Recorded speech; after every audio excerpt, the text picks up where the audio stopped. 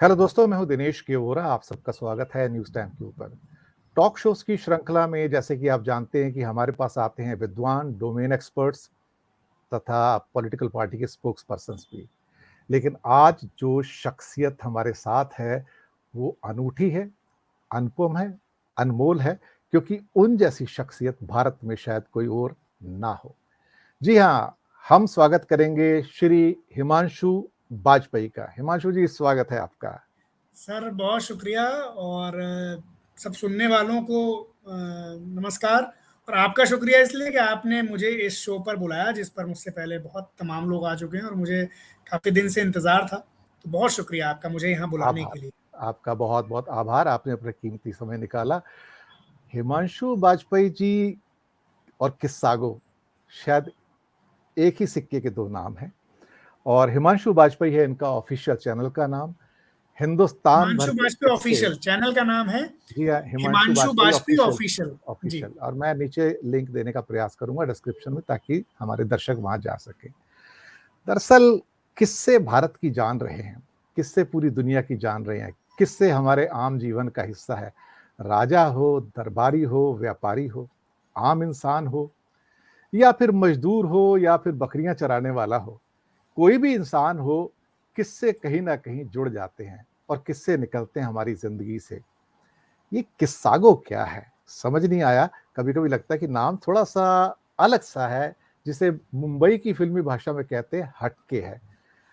हिमांशु जी, आपका स्वागत है साथ में।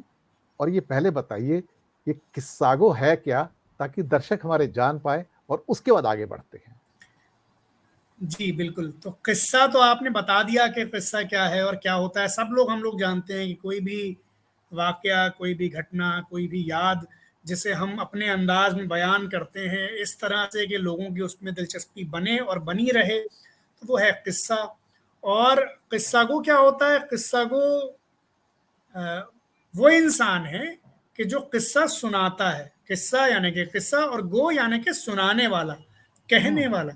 तो किस्सा गो यानी कि किस्सा कहने वाला, दास्तान गो यानी कि दास्तान सुनाने वाला, गजल गो यानी कि गजल कहने वाला। तो ये गो जहां भी लग जाएगा ये हो जाएगा कि वो सुनाने वाला।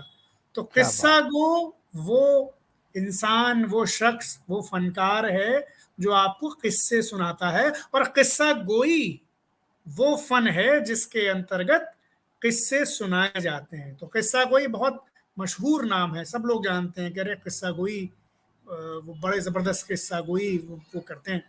तो किस्सा गोई यानी कि किस्सा सुनाने का फन। हिमांशु, वैसे तो आप बहुत बड़े लेखक हैं और भी बहुत सारी विधाएं हैं जो आपके साथ जुड़ी हुई हैं। लेकिन अचानक से क्या कहते हैं ना कि आप किस्से की तरफ मुड़ गए, जो मैंने कहीं और देखा नहीं। हाँ, किताबों में शेख चिल्ली के किस्से, इसके किसके उसके किस्से, ये हमारे जिंदगी में आते रहते हैं। लेकिन किस्से को आपने एक आइडिया में परिवर्तित कर दिया, ऐसा लगता है एक स्टार्टअप है। तो ऐसा स्टार्टअप मैंने पहले कभी देखा नहीं। और शायद अगर एक पुरानी कहावत है ना, it's an idea whose time has come. तो हाँ तो शायद आपका आइडिया भी कुछ ऐसा ही है कि आप शायद भारत में इस किस्सा सुनाने की परंपरा को एक क्या कहते हैं कि नया पारंपरिक रूप देकर आप लोगों के सामने आए हैं, जिसे आप कह सकते हो डिजिटल फॉर्मेट के अंदर। तो ये फैंटास्टिक आइडिया है, इसके लिए मैं तो आपकी बड़ी तारीफ करूंगा। तो आपका टाइम आ शुक्रिया। गया है हिमांशु जी। शुक्रिया सर। और बिल्कुल आपने सही कहा कि किस्सा गोई हमारे यहाँ हमेशा से होती थी, पुराना फन है और बड़ा हिंदुस्तान बड़ा मशहूर था अपनी किस्सा गोई, अपनी दास्तान गोई के लिए। लेकिन फिर एक ऐसा ज़माना आया जब ये चीज़ें ख़त्म होने लगी, इन पर थोड़ा पतन आ गया। और फिर ये चीज़ें किताबों में सिमट गई। ये किस्से जो हम्म। होते थे इनकी किताबें तो मिल जाती थी हमें, लेकिन किस्सा गोई इनको परफॉर्म करने वाले लोग नहीं रहे। तो पहले आना के बहुत बड़े बड़े किस्सा गो होते थे जो प्रोफेशनली ये काम करते थे। तो उसके बाद क्या हुआ कि लोग किस्सा को रहे अपने जाती लेवल पर, वो कोई और काम करते रहे और किस्सा सुनाते रहे। हम सब के ग्रुप में एक ना एक दोस्त ऐसा होता था जो बात से बात निकालता था और बड़ी दिलचस्प बातें करता था, बड़े अच्छे किस्से सुनाता था। और वो जब सुनाता था तो हमें ऐसा मन करता था कि हाँ वो सुनाता ही रहे, और हमें मालूम होता था कि वो जो बात कह रहा है उसमें पूरे तौर पर सच्चाई न भी हो, लेकिन वो अंदाज इतना दिलकश होता था कि हम सुनते रहते थे। तो अभी हमने क्या किया है, हमने वही काम प्रोफेशनली करना शुरू किया। यानी हमसे पहले भी लोग करते थे, प्रोफेशनली भी हमसे पहले लोग करते थे। यानी ऐसा नहीं है कि हमने शुरू किया, हमने अपने लेवल पर हम ये करना शुरू किया क्योंकि हम पहले नौकरी करते थे, अब ये काम करने लगे।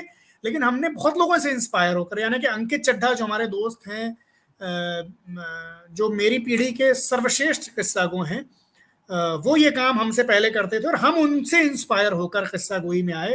तो अंकित का नाम लेना जरूरी है। फिर महमूद फारूकी साहब हैं, उन्होंने बिल्कुल एक रिवाइव किया दास्तान गोई को नए तरह से, उनका नाम लेना जरूरी। तो बहुत सारे लोग थे, लेकिन हमने जब शुरू किया तो यही एक मोटिवेशन थी कि ये किस्से जो अब शायद उस तरह से परफॉर्म नहीं किए जाते प्रोफेशनली, तो इसको एक प्रोफेशन के तौर पर अपनाया। और इसमें बहुत बड़ी प्रेरणा अंकित की थी। अंकित ने ही हमसे ये कहा कि इसको प्रोफेशनली यानी फुल टाइम व्यवसाय के तौर पर किया जा सकता है। तो आज कई साल हो गए हम वो कर रहे हैं, और अब उसी का एक एक्सटेंशन है Himanshu Bajpai official YouTube channel.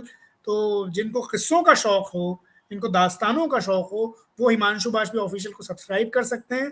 किस्से तो मिलेंगे ही, बहुत अच्छे इंटरव्यूज वहां पर मिलेंगे, बहुत जाने माने लोगों के, किताबों के बारे में, पढ़ने लिखने की अहमियत के बारे में। तो ये एक कोशिश है जो अब नई शुरू हुई है इस कोरोना की पूरी त्रासदी के बाद, कि यूट्यूब चलिए पर अच्छा कैसे। है, एक दिन आपको और अंकित को दोनों को एक साथ में लेके आ जाएंगे शो पर, ताकि क्या दोनों से नई नई दास्तान सुनी जा सके।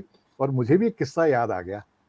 अभी मैं गुलजार साहब का इंटरव्यू देख रहा था जिसमें उन्होंने बताया कि पिक्चर बन रही थी आनंद, जिसमें राजेश खन्ना जी साहब और अमिताभ बच्चन जी आए थे। तो बोले कि पहले वो रोल किशोर कुमार को दिया गया था, लेकिन बिल्कुल फिट बैठता था। तो अभी मैं सोचता हूँ कभी कभी हाइंडसाइट में जाके, हाँ किशोर कुमार उस रोल को कर सकते थे जिसको राजेश खन्ना ने किया था। तो बोलता उन्होंने इतने नखरे किए कि बाद में फिर ऋषिदा ने कहा कि नहीं चलो अभी राजेश खन्ना को ले लेते हैं यहाँ पर। तो वो एक हिस्ट्री है कि राजेश खन्ना की वो एक वन ऑफ द सर्वश्रेष्ठ फिल्में जिससे थी, उसमें उनकी गिनती होती है। खैर किशोर कुमार के किस्से अपने आप में बड़े फेमस हैं। आजकल ये हिमांशु जी कुछ जश्न रिवाज की बड़ी बात चल रही है। इसके अंदर तो क्या कहते हैं ना कि थोड़ा बुरा तो लगा कि हिंदी को माँ मानने वाले, उर्दू को मौसी कहने वाले इस देश के अंदर ये क्या हो रहा है सर? ये तो बड़ा दुखद है, बड़ा ही दुखद है। दुखद तो है ये। और बड़ी बात ये है कि जो कहा जा रहा है, अब अगर वो बिल्कुल सब जानते समझते कहा जा रहा है सिर्फ पॉलिटिकल फायदे के लिए, तो बात अलग है। लेकिन अगर अज्ञान है किसी का कि वो ये नहीं समझ रहा है कि उर्दू भी विशुद्ध रूप से भारतीय भाषा है, यहीं पैदा हुई, यहीं बोली जाती है, और उसका रिलीजन से लेना देना नहीं है। क्योंकि रिलीजन के आधार पर भाषा नहीं बनती, भाषा क्षेत्र के आधार पर बनती है। मैं हमेशा ये कहता हूँ कि बंगाल में जो मुसलमान है वो बांग्ला बोलेगा, केरला में जो मुसलमान है वो मलयालम बोलेगा, पंजाब में जो मुसलमान है वो पंजाबी बोलेगा, लखनऊ में जो लोग हैं वो अवधी या हिंदी या उर्दू बोलेंगे। तो रिलीजन के आधार पर अगर भाषा बनती होती तो इन सारी जगहों के मुसलमान एक एक तरह से उर्दू बोल रहे होते, अगर उर्दू मुसलमानों की भाषा होती। तो ये नहीं है। अब उस पर फैब इंडिया का मामला ये है कि फैब इंडिया ने वो जो कैंपेन बनाया उसमें भी रिवाज लिखा, जेड, रिवाज कोई लफ्ज नहीं है, रिवाज होता है। तो उन्होंने, और दूसरी बात ये जश्न रिवाज जो नाम है कैंपेन के हिसाब से बहुत क्रिएटिव नहीं है, ये बहुत सुंदर नहीं है। तो ये तो तेजस्वी सूर्या ने इस पर इतना खराब एक बयान दे दिया, उस वजह से ध्यान वहां से हट गया। वरना अगर ये ना हुआ होता तो शायद मैं ये कह रहा होता कि भाई फैब इंडिया वालों को अच्छे क्रिएटिव लाने की जरूरत है जो अच्छे नाम रख सके। जश्न रिवाज कोई नाम अच्छा नहीं हुआ, रिवाज लिख रहे हैं वो। तो हमें लगता है कि उर्दू को लेकर बहुत गलतफहमी है लोगों में, और जैसे कि तमाम चीज़ों को लेकर गलतफहमी है, और उसका प्रतिकार, उससे निजात सिर्फ इल्म हासिल करने से, सिर्फ ज्ञान प्राप्ति से, सिर्फ और ज़्यादा जानने से मुमकिन है। तो बहुत दुखद है कि हिंदुस्तान जैसे देश में जहाँ ज्ञान विज्ञान का इतना जलवा रहा है, जहाँ इतनी धूम रही है यहाँ के ज्ञान विज्ञान की, वहाँ इस तरह की अज्ञान की बातें होती हैं भाषा को लेकर। जी। आप हिमांशु लखनऊ से हैं। जी। लखनऊ अपनी क्या कहते हैं ना कि नज़ाकत के लिए बड़ा फ़ेमस है। हर बात को कहने का अंदाज़ थोड़ा-सा क्या कहते हैं ना मुख्तलिफ है। हम्म। तो ये क्या चीज़ है? और मुझे लगता है कि आपकी जिस जिस भाषा में आप गुफ्तगू कर रहे हैं, वो थोड़ी-सी उसके ऊपर क्या कहते हैं ना लखनवी शान की थोड़ा असर तो नज़र आता है और वो एक क्या कहते हैं ना कि शायद वही आपकी एक क्या कहा जाए उन शब्दों में कि एक ख़ास बात है आपकी एक, जैसे उर्दू में कहते हैं खसूसियात, ये है जी। कि जो आपकी लैंग्वेज के अंदर भी जो एक अवधी का असर है, जो ख़ास तौर से लखनऊ की उर्दू का जो असर है, वो बड़ा साफ नज़र आता है। इसके पीछे कोई किस्सा होगा ज़रूर मुझे लगता है। देखिए, लखनऊ का असर तो ज़ाहिर तौर पर रहेगा, जो कि यहीं पैदा हुए, इसी मिट्टी में बड़े हुए, यहीं से सब कुछ सीखा। तो लखनऊ तो एक तरीके से मेरी ज़ात पर छाया हुआ है, मेरे ज़हन पर मुसल्लत है, मेरी आत्मा में बसा हुआ है। तो लखनऊ से तो अपने साए से कोई बच नहीं सकता। और तो वो लखनऊ तो उस तरह से शामिल है ज़िंदगी में और रहन-सहन में। लेकिन जो नज़ाकत की बात लखनऊ की या जो ज़बान की बात होती है, वो उसके पीछे वजह यही है कि लखनऊ में कई पीढ़ियों तक ज़बान को लेकर बहुत एहतियात बरती गई, बहुत सावधानी बरती गई।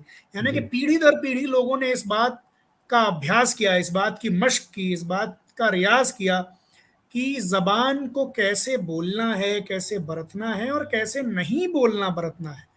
तो जब बहुत वक़्त तक ये चीज़ें फ़ॉलो होती रहीं, प्रैक्टिस होती रहीं, तो उससे एक ज़बान का एक निखरा हुआ, एक मंजा हुआ, एक साफ-सुथरा जो रूप है, जो मुहावरा है, वो हमारे सामने आया। और इसीलिए ये बात कही जाती है कि लखनऊ वालों की ज़बान बड़ी मशहूर है, या लखनऊ वाले कहीं भी जाते हैं अपनी ज़बान से पहचान लिए जाते हैं।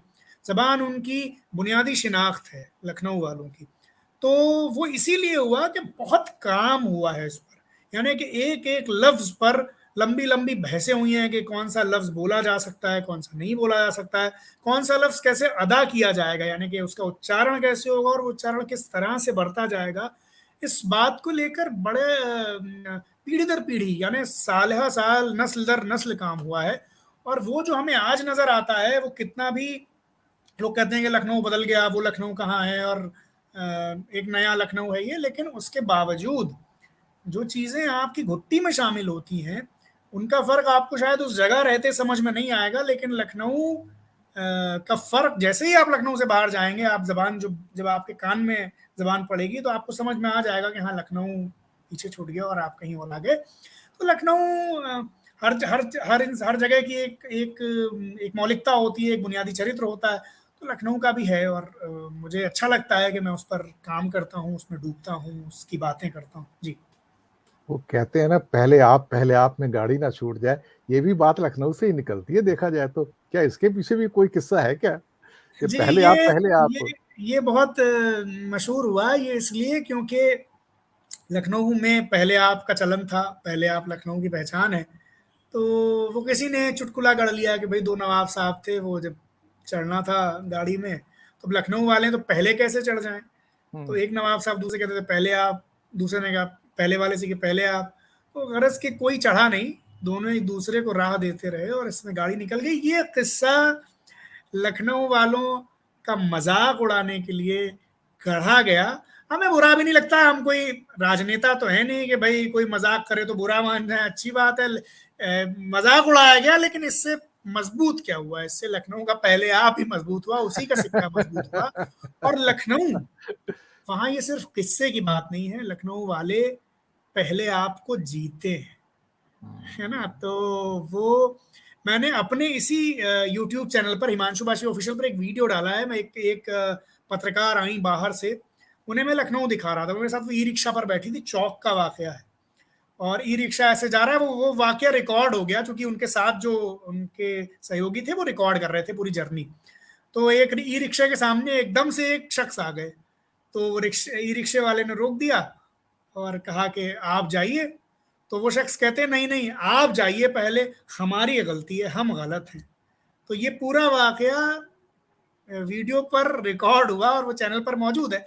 तो यहाँ लखनऊ में पहले आप एक तरीके से, और लखनऊ वाले बहुत बुरा मानते हैं, जैसे अगर कहीं इस फायदे का पालन न किया गया तो वो ऑफेंड हो जाते हैं। जैसे मेरे साथ ही है, बहुत सारी चीज़ें बुरी लग जाती हैं कई बार।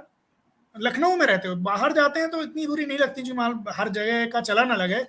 लेकिन जैसे कि मैं आपको एक एक एक लखनऊ वालों की एक आदत बताता हूँ। जी। जैसे आप गए, आप पानी के बताशे खाने, जिन्हें गोलगप्पे या फुल्की पानी और पानी तमाम पानी चीज़ें, पूरी पुचका कहा गोलगप्पे, जाता पानी पूरी।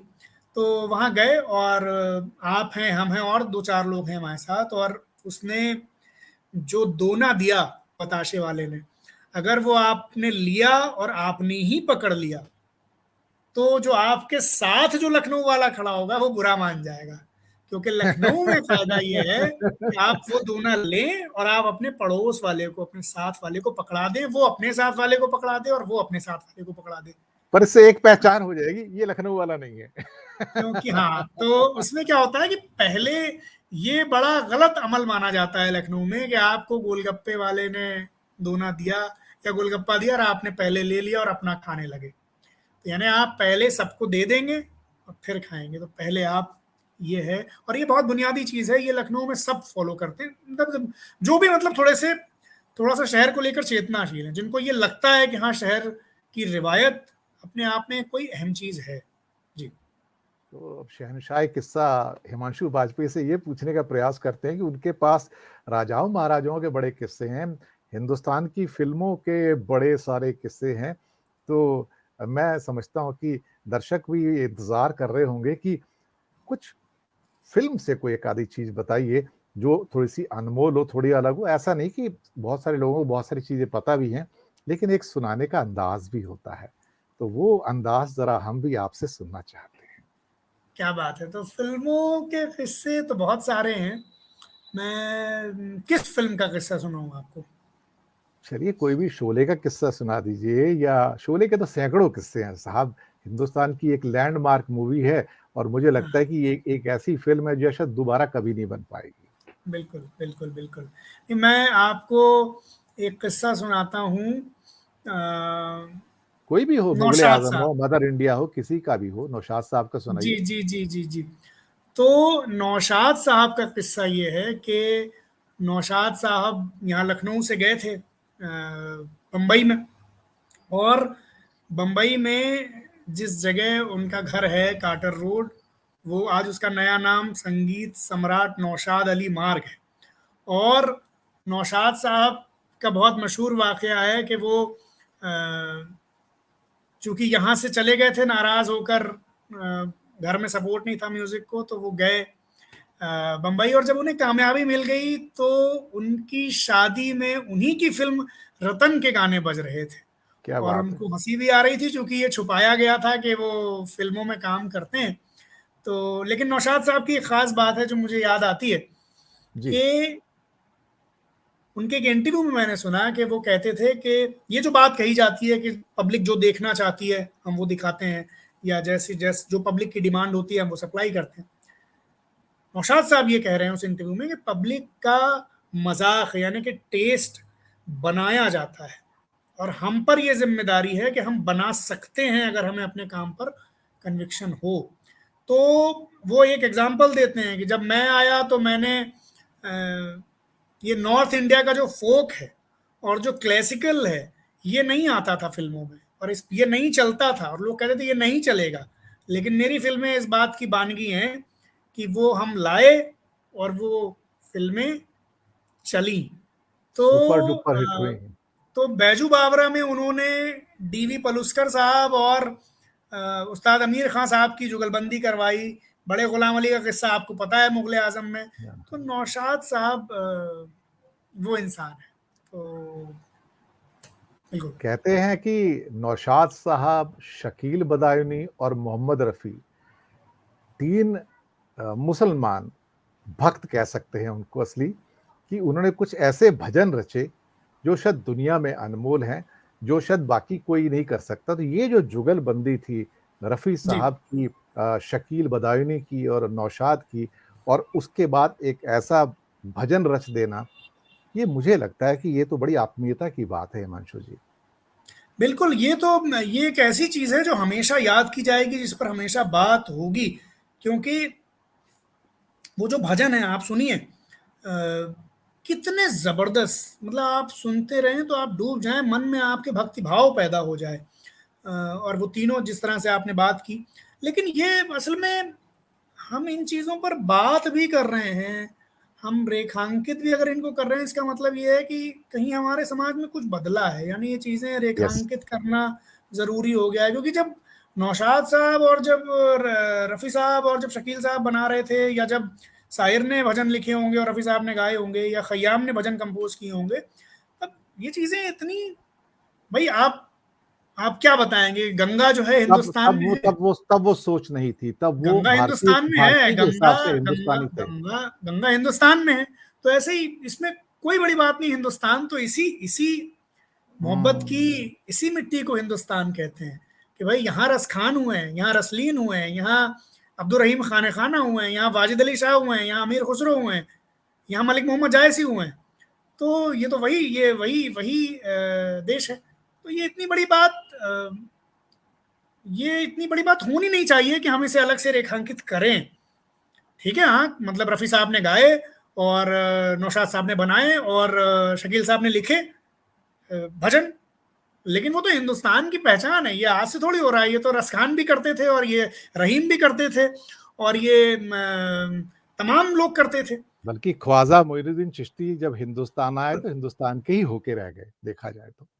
तमाम उदाहरण तो ये, आज हम इस पर बात कर रहे हैं क्योंकि हम जानते हैं अपने अंदर से कि कुछ चीज़ें बदल गई हैं। कुछ बदल रही तो हैं। वो बदलाव जो है वो अच्छा बदलाव नहीं है। नहीं है, बिल्कुल, बिल्कुल अच्छा बदलाव नहीं है, पर ये बातें अक्सर उठ रही हैं और ये दुःख होता है कि अब हम कुछ सेगमेंट्स में बाँट कर देखने की कोशिश कर रहे हैं, वो अच्छा नहीं है। एक प्रश्न दिमाग में आता है, आपकी भूल-भुलैया का, लखनऊ की भूल-भुलैया, बड़ी फ़ेमस है। क्या सोच के बनाई गई भूल-भुलैया अल्टीमेटली वहाँ पर? भूल भुलैया असल में बनाई गई थी जब इमामबाड़ा बना, उसके साथ ही भूल भुलैया बनी। एक आर्किटेक्ट थे किफ़ायतुल्लाह, उन्होंने बनाई, और चूँकि अवध में उस वक़्त, लखनऊ में ख़ास तौर पर अकाल पड़ा हुआ था, और अकाल के दौरान अवाम के पास न तो काम था, न पैसा था, न खाना था, तो उनको एक रोज़गार मिल सके, उनका एक गुज़ारा हो सके, उसके लिए वो एक बड़ा इमामबाड़ा तामीर करवाया गया, आसिफउद्दौला जो नवाब थे उनके द्वारा। अब भूल भुलैया इसलिए कि भाई इमामबाड़े बहुत थे लखनऊ में, इमामबाड़ों का शहर है लखनऊ में, लेकिन वो इमामबाड़ा बहुत बड़ा बन रहा था, इसीलिए उसका नाम आज तक बड़ा इमामबाड़ा है। तो उसमें ये था कि आसिफउद्दौला को बड़ा शौक था इन सारी चीज़ों का, तामीर का, और बड़े वही लाए थे फैज़ाबाद से राजधानी लखनऊ, अवध की। तो चूंकि एक नया लखनऊ बसा रहे थे, इसलिए उन्हें था कि भाई कोई ऐसी चीज़ लखनऊ में की जाए जिससे एक उनका जो नाम है, उनका जो शोहरा है, उनका जो चर्चा है, वो रहे, कायम रहे। तो फिर ये भूल भुलैया का ख्याल आया कि चूंकि बड़ा इमामबाड़ा था, तो वहाँ पर जाहिर तौर पर कुछ फौज भी रहनी थी, या कुछ उसका सुरक्षा का भी इंतज़ाम होना था। तो अब उस वक्त भी अंग्रेज़ों से मामलात अच्छे नहीं थे उस अवध के। हालांकि बाद में बहुत बिगड़ गए, ख़ास तौर पे 1801 में जो संधि की सादत अली खान ने, उसके बाद बहुत बिगड़ गए, लेकिन उस वक्त भी ऊंच नीच चलती रहती थी, ख़ास तौर पर आसफुद्दौला का जो एक तनाव वाला रिश्ता था उनकी अपनी माँ से। तो उस वजह से तो भूल भुलैया इस तरह से बनाई गई कि कोई भी अनवांटेड इंसान जो है, जिसको नहीं चाहा गया कि वो आए उस दायरे में, या उस माहौल में, या उस इमामबाड़े के अंदर, तो उसके लिए फिर मुमकिन ना हो अपनी मर्जी से मूव कर पाना, और छुप पाना, और चल पाना। तो उसके लिए एक भूल भुलैया, और एक एक बहरहाल एक हैरत की जगह तो वो थी, एक हैरत का शाहकार तो था ही, कि एक ऐसी जगह जहाँ पर इतने रास्ते हैं कि आप बड़े से बड़े माहिर हों लेकिन आप भूल जाएंगे। तो ये एक उसकी कहानी थी। क्या बात है! तो भूल भुलैया के शहर से ये थे हिमांशु वाजपेयी। मेरे पास क्या है कि दरअसल बहुत कुछ सुनना चाहता हूँ, लेकिन कुछ अगले आने वाले एपिसोड्स के लिए भी छोड़ देना चाहिए। और कहीं न कहीं मुझे लगता है कि ये किस्से जो हैं अनएंडिंग हैं, क्योंकि हमारा बचपन तो किस्सों के हिसाब से देखा जाए तो शेख चिल्ली के किस्सों से स्टार्ट होता जी। है, और शायद जितने किस्से दुनिया में उनके किसी और के ना हों। हिमांशु जी, जाने से पहले कोई आखिरी चीज़ आप कहना चाहें? तो मैं आपको सुनाता हूँ, जो ट्रेडिशनल रिवायती दास्तान होती है उसमें एक साकी नामा होता है, जो कि शराब पिलाने वाले की तारीफ होती है। तो जैसे आम तौर पर कवि जो है वो वाणी वंदना करता है, सरस्वती वंदना करता है, गणेश वंदना करता है, या शायर जो है वो हमद और नात और इस तरह की जो जो शायरी है, जो अपने धार्मिक जो जो आइकन्स हैं उनको याद करके उनकी स्तुति में की जाती है। तो जो जी, दास्तान वो है वो शराब पिलाने वाले की तारीफ करता है। क्या बस क्या बात है! साफीनामे का एक टुकड़ा मैं कुछ शेर आपको सुनाऊंगा जी, कि नाजों के उठाने वाले साकी, क्या बात रिंदों के छकाने वाले साकी, क्या बात है! आबाद तुझी से अंजुमन है, आराइशे महफिले सुखन है, फिर रिंद हुए हैं तेरे बेताब, एक और दे जामे बादाए नाब, वो जाम के जो रश के जामे जम हो, वो मैं के न जिसका नशा कम हो, वो नशा के जो दिखलाए नए रंग, तकरीर में हो तिलिस्म का ढंग, वो आज पिला दे जाम साकी, कि जिसमें हो तेरा नाम साकी, अखली में सुखन को मैं करूं सर, मद्दाह रहें मेरे सुखनवर, जीनत दहे बागे कामरानी, ए जाह बने मेरी कहानी, वो फूल झड़े मेरी ज़बां से, हर सफ़ा न कम हो बोस्तां से, मुश्ताक हैं अहले बज़्म ए जाह, सब देख रहे हैं देर से राह, तो आगाज़े बयां करो यहाँ से, रौनक दो सुखन को दास्तां से, रौनक दो सुखन को दास्तां से। क्या इसके बाद बात है! दास्तान क्या शुरू बात होती है! क्या बात है! क्या बात है! बस अब प्रोग्राम एंड करेंगे, लेकिन एक बहुत पुरानी मुझे अपनी छोटी-सी कविता याद आ गई, तो मैंने कहा चलो थोड़ा-सा दर्शकों है। के जी। लिए थोड़ा यहाँ पेश कर देता हूँ। पुरानी लिखी थी और आगे कि का किस्सा आप हिमांशु बाजपेयी ऑफिशियल पर सुन सकते हैं। बिल्कुल नहीं, नहीं, मैं दोबारा बुलाऊँगा आपको, और अंकित जी जी। को भी बुलाऊँगा मैं। तो अंकित एक तो छोट सर मैं एक बता दूं, मैं चूंकि उस वक्त सुन नहीं पाया था जब शुरू में जिक्र आया। अंकित 2018 में हमारे साथ नहीं रहे, एक हादसे में उनका निधन हो गया। ओह! वो बहुत एक ऐसी घटना थी जिससे एक जाती नुकसान की तो भरपाई हो जाती है, इंसान इस चीज को स्वीकार कर लेता है कि हाँ ये जिंदगी है, ऐसे ही चलती है। कुछ लोग जल्दी चले जाते हैं, कुछ बाद में आते हैं, अंततः मृत्यु एक सच है। लेकिन एक कला के तौर पर जो नुकसान हुआ, दास्तान गोई या किस्सा गोई के फन को अंकित के जाने का जो नुकसान हुआ, वो कभी नहीं भरा जा सकता, क्योंकि हम में से जो लोग भी सुना रहे हैं किस्सा कोई, अंकित उनसे हजारों मील आगे था। यानी कोई भी नहीं सुना रहा अंकित जैसी दास्तान, या कोई सुना नहीं सकता। कुछ लोग नवाजे जाते हैं ऊपर से, कुछ लोग गिफ्टेड होते हैं। अंकित में वो खुदाई नूर था कि वही एक लाइन 100 किस्सा को सुनाएंगे, और वही एक लाइन अंकित सुनाएगा तो जादू कर देगा, जान डाल देगा लफ्ज में।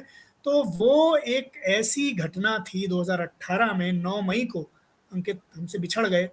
काश आपने जब ये कहा कि अंकित को मैं अगली बार बुलाऊंगा, तो मेरे दिल पे वो तीर लगा कि काश ऐसा हुआ मैं अंकित। अपनी ओर से और मैं खुशकिस्मत हूँ कि मैंने उनके ईश्वर साथ से बहुत दास्तानें की। बिल्कुल। ये प्रार्थना करूँगा ईश्वर से कि वो उन्हें अपने चरणों में स्थान दें, और फिर से इस दुनिया में वापस भेजें, और दुनिया को और ऐसे उनके शख्सियत किस्से, से उनकी ज़रूर छोड़ती दास्तानें तो जाए। हैं ही हैं। उनकी कला, देखिए एक आम इंसान और आर्टिस्ट में यही फर्क होता है कि एक आम इंसान अपने जिस्म की मौत के साथ मर जाता है, एक आर्टिस्ट, एक कलाकार अपनी कला में हजारों साल तक जिंदा रहता है, और अंकित अपनी कला में हमारे साथ है। जी। बिल्कुल, हमारी ओर से श्रद्धांजलि उनको, हमारे चैनल की ओर से भी। जाते-जाते एक छोटी-सी 4 लाइनें जी मेरी ओर से, क्योंकि मैं थोड़ा बहुत लिखता हूँ, तो जी जी जी बिल्कुल। कौन भला बारिशों में कच्चे घर बनाता है? वाह। कौन भला बारिशों में कच्चे घर बनाता है? कौन खाली दीवारों को कहानियाँ सुनाता है? वाह। बहुत मिल जाएँगे यहाँ वक़्त के मारे हुए, जानबूझ के कौन अपना हाथ जलाता है? खुदा के रहमो कर्म पर टिकी हैं किस्मतें, इन्हें तो हुँ, कोई सिकंदर ही आजमाता है। सब डरे और सहमे सहमे लोग हैं यहाँ, हर किसी को कोई ना कोई डर सताता है। और आखिरी, हर अंजाम से वाकिफ होता है इंसान, हर अंजाम से अंजाम वाकिफ होता है इंसान, फिर भी बारिशों में कच्चे घर बनाता है। तो वाह! कोशिश करते रहते हैं थोड़ा बहुत लिखने की। इन्हीं जी, शब्दों बहुत के शुक्रिया। साथ जी, कुछ कह रहे जी, थे जी। आप? नहीं, मैं ये कह रहा था कि बहुत शुक्रिया आपने मुझे बुलाया और इतनी बात की और मुझे लगता है कि जो आपके दर्शक हैं न्यूज़ टाइम के, आपके अपने वो बहुत उन्हें कुछ तो हासिल हुआ होगा इस बातचीत से और सुकून नहीं मिलेगा, होगा तो मैं फिर से करूँगा। जी, सुकून मिलेगा उनको, शुक्रिया। ऐसी शख्सियत से मिलके। तो दर्शक मित्रों, हम आपसे लेंगे विदा और हम हिमांशु वाजपेयी जी का करेंगे शुक्रिया अदा कि उन्होंने कीमती समय निकाला, वो हमारे शो में आए और बहुत जल्दी उनको दोबारा से हम आमंत्रित करेंगे। तो धन्यवाद आपका बहुत-बहुत, शुक्रिया दर्शकों आप सबका भी। शुक्रिया, धन्यवाद।